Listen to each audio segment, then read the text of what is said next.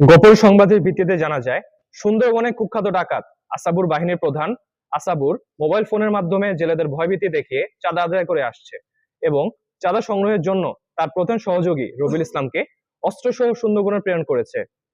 প্রাপ্ত তথ্যের ভিত্তিতে আজ 25 মার্চ 2026 তারিখ বুধবার দুপুর 2টায় কোস্টগার্ড বেস মংলা ও আউটপোস্ট নলিয়ান কর্তৃক সুন্দরবনের শিবসা নদীর কুমারখালী খাল সংলগ্ন এলাকায় একটি বিশেষ অভিযান পরিচালনা করা হয়।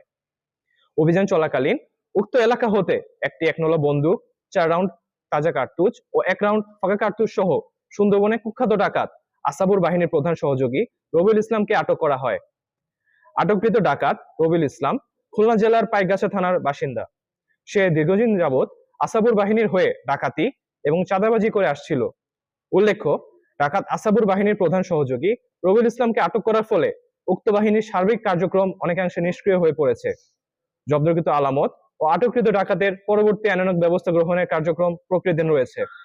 আমরা দস্যুদের উদ্দেশ্যে বলতে চাই, সুন্দরবনকে দস্যুমুক্ত রাখতে কোস্টগার্ডের অভিযান অব্যাহত থাকবে।